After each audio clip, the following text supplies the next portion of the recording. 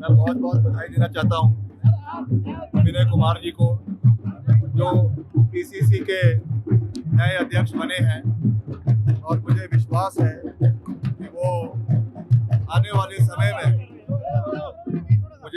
है कि वो आने वाले समय में पार्टी को मजबूत करने का कार्य करेंगे और संगठित करेंगे। सरकार, सत्ता और प्रदेश के आम जन के बीच में एक मजबूत कड़ी का काम करेंगे। वो एक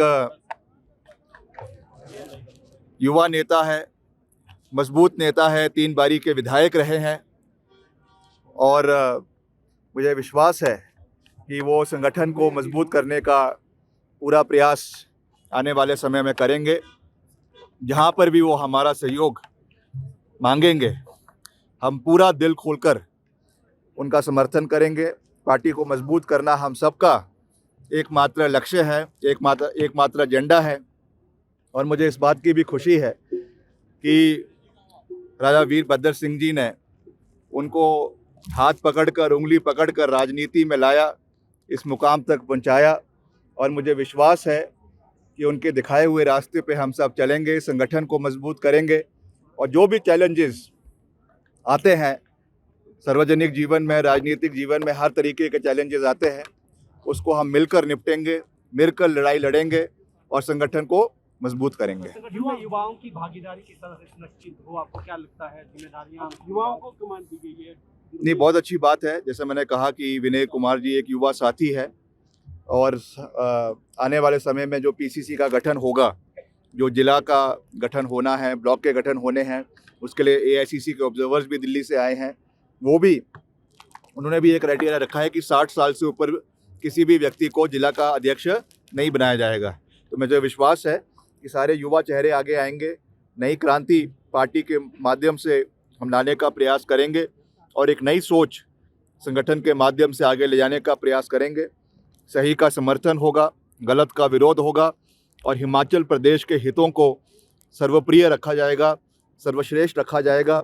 उस दृष्टि से हम सबको आगे बढ़ने की आवश्यकता है। मैं बहुत बहुत बधाई देना चाहता हूँ विनय कुमार जी को, जो पीसीसी के नए अध्यक्ष बने हैं। और मुझे विश्वास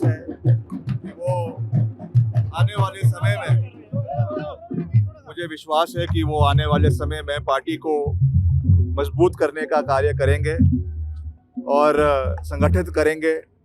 सरकार, सत्ता और प्रदेश के आम जन के बीच में एक मजबूत कड़ी का काम करेंगे। वो एक युवा नेता है, मजबूत नेता है, 3 बारी के विधायक रहे हैं और मुझे विश्वास है कि वो संगठन को मजबूत करने का पूरा प्रयास आने वाले समय में करेंगे। जहाँ पर भी वो हमारा सहयोग मांगेंगे, हम पूरा दिल खोलकर उनका समर्थन करेंगे। पार्टी को मजबूत करना हम सबका एकमात्र लक्ष्य है, एकमात्र एजेंडा है।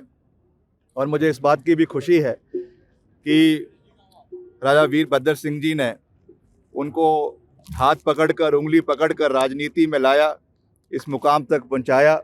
और मुझे विश्वास है कि उनके दिखाए हुए रास्ते पे हम सब चलेंगे, संगठन को मजबूत करेंगे और जो भी चैलेंजेस आते हैं सार्वजनिक जीवन में, राजनीतिक जीवन में, हर तरीके के चैलेंजेस आते हैं, उसको हम मिलकर निपटेंगे, मिलकर लड़ाई लड़ेंगे और संगठन को मजबूत करेंगे। युवाओं की भागीदारी किस तरह से सुनिश्चित हो, आपको क्या लगता है? जिम्मेदारियां युवाओं को कमान दी गई है।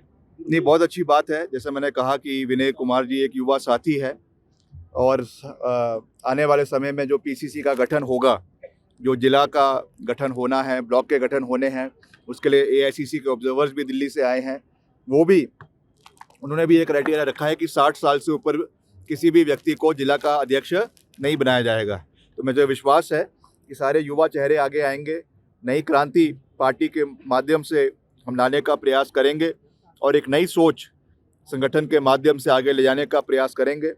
सही का समर्थन होगा, गलत का विरोध होगा और हिमाचल प्रदेश के हितों को सर्वप्रिय रखा जाएगा, सर्वश्रेष्ठ रखा जाएगा। उस दृष्टि से हम सबको आगे बढ़ने की आवश्यकता है।